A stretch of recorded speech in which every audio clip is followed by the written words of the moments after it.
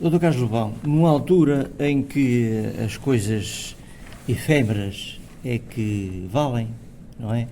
Que significado é que tem para si este galardão, a entrega destas insígnias, após um percurso tão longo?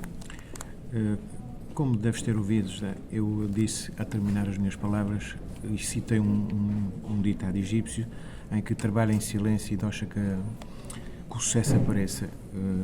Embora isto podemos argumentar várias coisas à volta dele, mas é um pouco isso. O Clube Filatelia trabalhou. Tivemos desafios, tivemos confrontos num bom sentido, que estimularam a fazer mais e melhor, e depois também é preciso não esquecer que, além do meu empenho, tive que contar com o empenho de muitas outras pessoas, e até a própria comunicação social nos ajudou em muito, divulgando as nossas atividades, dando informações ao público do que estava a fazer e, naturalmente, a partir de 94, se não estou em erro, portanto, tornámos-nos membros da Federação Portuguesa de Filatelia, e a partir daí as coisas foram sendo mais facilitadas e, curiosamente, a partir de um determinado momento, a Federação, entre aspas, puxou-nos as orelhas, porque fazíamos muitas coisas e a Federação pouco ou nada tinha conhecimento do que se fazia, senão alguma vez através do professor Gaspar. A partir do momento que começámos a publicar o que fazíamos na Filatelia Lusitana, portanto, eles começaram a ter uma percepção do que nós fazíamos aqui, porque posso lhes dizer que neste momento cerca de 60 selos, cerca de 60 carimbos, outros tantos selos, postais máximos subscritos, 14 livros, levar muitos alunos a andar pela primeira vez de avião, irem a outras ilhas dos Açores, como o caso das Flores, Corvo, São Jorge, Graciosa, de levar alunos ao continente, participar na Expo 98 nos 4 fóruns para as escolas, tendo um trabalho do Clube Filatelia tendo sido selecionado o FAEL na História da Aviação Mundial e que fez parte do fórum, portanto, do pavilhão das escolas, e o reconhecimento público que nós temos tido por muitas pessoas anónimas, e neste caso pessoas que eu não conhecia, que me endereçaram os cumprimentos na atribuição desta Ordem de Mérito Filatélico. Para quem não está muito familiarizado com esta questão da filatelia, em termos práticos e numa linguagem simples, o que é esta atividade? Olha, a filatelia é uma atividade que joga em torno de um pequeno papelinho chamado selo. Selo este que é, no fim de contas, usado para legalizar, entre aspas, uma carta que se manda de um lugar A para um lugar B. E alguém, desculpem a brincadeira, lembrou-se de começar a colecionar selos. Portanto, os selos é um intermédio entre o que remete e o que recebe.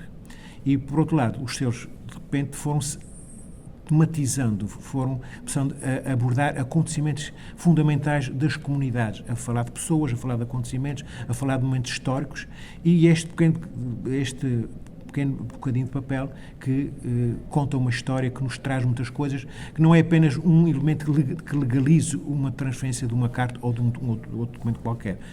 Portanto, neste momento, a filatelia é uma ciência que, além da coleção do selo propriamente dito, envolve a marcofilia, que são as marcas de correio, e envolve também, embora existam outros, mas nós trabalhamos nestas três, o selo, as marcas de correio e os postais máximos, que envolve 3 elementos. O postal, portanto, vamos imaginar um exemplo, a Escola Secundária Manuel da Riaga.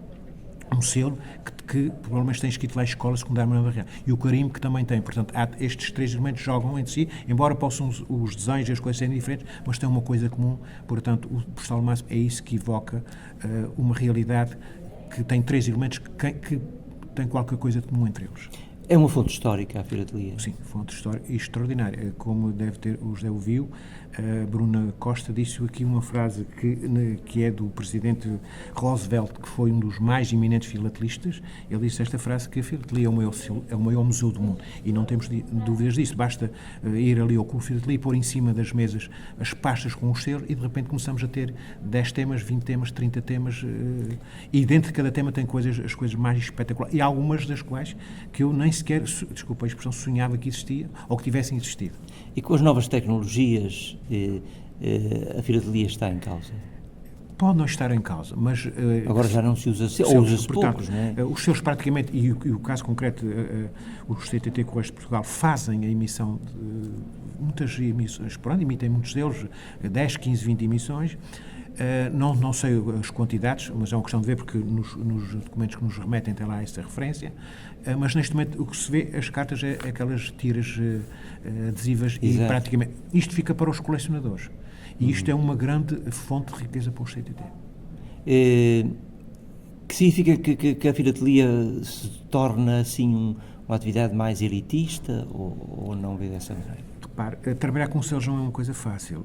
Pode ter um caráter elitista, porque é preciso também ter dinheiro, porque há emissões que não são baratas. Imaginemos 10 emissões num ano, de repente a pessoa pode aqui desembolsar, portanto, depende da pessoa, mais de 100 euros. Mais de 100 euros. Mas pronto, se a gente repartir 100 euros por um ano é pouco, mas às vezes 100 euros para muita gente é muito dinheiro. Tem significado.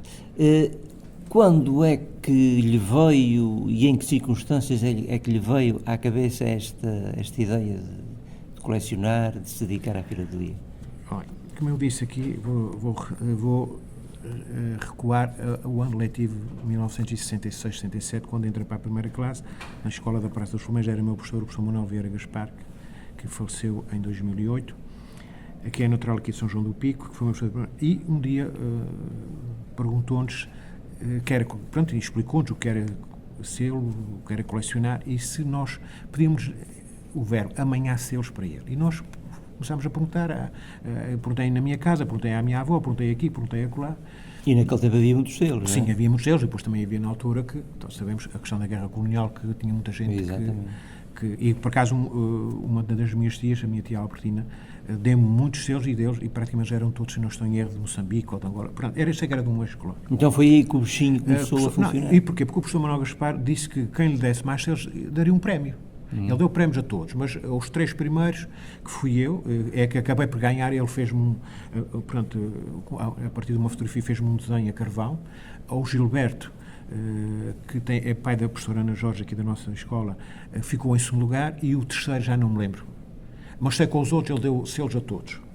E a partir daí, portanto, comecei a colecionar, mas pronto, não tínhamos alguém que nos orientasse, e acabei por pôr, praticamente já ia a partir do 4º, 5º ano liceu.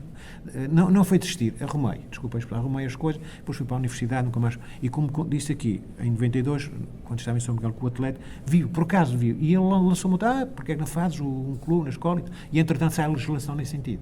E conjugando este empenho dele, a legislação, e depois a chegada aqui também à escola, que é preciso não esquecer o nome do professor Carlos Mateus, que teve muito impacto em termos de criar clubes, criar coisas na escola, agora vai ser. E a partir daí começámos devagarinho, e a partir de 95 o clube, como costuma dizer, entrou na estrada e nunca mais parou. E lembras porque é que lhe chamou o Ilhéu?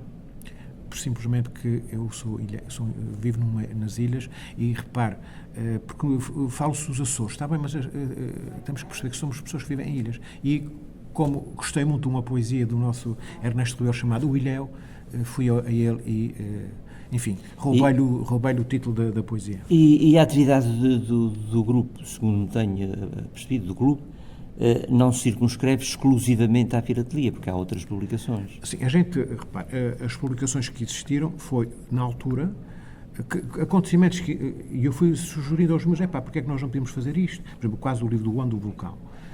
Tinha miúdas que trabalhavam, portanto, ligadas à Margarida, que hoje é proprietária do Telegro, e começámos a envolver os miúdos, e sim senhor, muitas vezes os pais possibilitavam, e de repente criámos um roteiro de investigação, e elas foram trazendo coisas dos jornais, fotocópias, e é aí que nasce, porque no fim de contas o roteiro, o primeiro livro do vulcão é isso, é um roteiro, quase o dia-a-dia do vulcão. O caso das baleias, os meus é que datilografaram os textos, outros professores é que levaram para casa para ginar, o caso do professor Francisco Pereira, do professor Luís, que ele trabalha no aeroporto, mas agora não digo o segundo nome dele. Portanto, foi assim, e os livros foram aparecendo. O caso do Espírito Santo, envolvemos muita gente, muitos alunos, e antigos alunos da escola, que eram meus conhecidos, tinham sido meus alunos, mas não eram do Clube Filatelia. E, por exemplo, o caso da Sandra Silva da Praia do Almoxarife, o caso do como é que ele chama, o Estevão Gomes da Praia do Norte. Portanto, e fomos assim. Evidentemente, há um outro livro que aproveitámos o Clube Filatelia para promover, o caso concreto, o Roteiro Republicano, porque fui convidado para fazer esse trabalho, para integrar o roteiro republicano das capitais de distrito, e depois a Horta e a Angra não foram incluídos porque não eram capitais de distrito. São estas ignorâncias, é por isso que se percebe que se chama o Ilhéu. Está a comemorar-se o dia da Escola Secundária Manuel da Riaga. O Sr. Carlos Urbão tem tido dificuldade ou não em motivar os alunos, numa altura também em que se diz que as novas tecnologias é que ocupam a cabeça dos jovens, etc. Os alunos têm mostrado interesse por esta atividade? Nós, neste momento, é o problema maior do clube. Não vamos negar a evidência. Mas também não será só deste, não é? Sim, não. Mas pronto, não. Mas muitas vezes nós trabalhamos com outros professores, a professora Adalberto Branco, que envolve alunos nas suas turmas para os fazerem, por exemplo, as maquetes, os desenhos e as coisas que vão sair nos clubes. O trabalho que eu gosto, que é trabalhar com os miúdos, aí, por vezes, os horários são incompatíveis. Nós temos uma solução para isto, é terminar com um clube como clube juvenil e transformá-lo como um clube sénior. Portanto, eu já tive esta conversa com a Federação e expliquei-lhes, como costuma dizer, tintim por tintim, e pus-lhe a questão. E levantei-lhe havia esta questão de transformar, evidentemente que a transformação de clube juvenil em clube sénior, nós vamos perder o apoio anual da Federação, que são 250 euros, e que para o Clube Filatelia é muito dinheiro. Pode ser irrisório, mas para nós é muito dinheiro. Nós temos isso, nós não vamos escamotear o assunto. Temos essa consciência, portanto, agora, como eu estou há 2 anos de sair, portanto, já como viste, já Ana Carlos vai assumir o Clube Filatelia, fez parte de um grupo extraordinário, e vamos conversar como é que a gente pode recuperar gente para as nossas fileiras.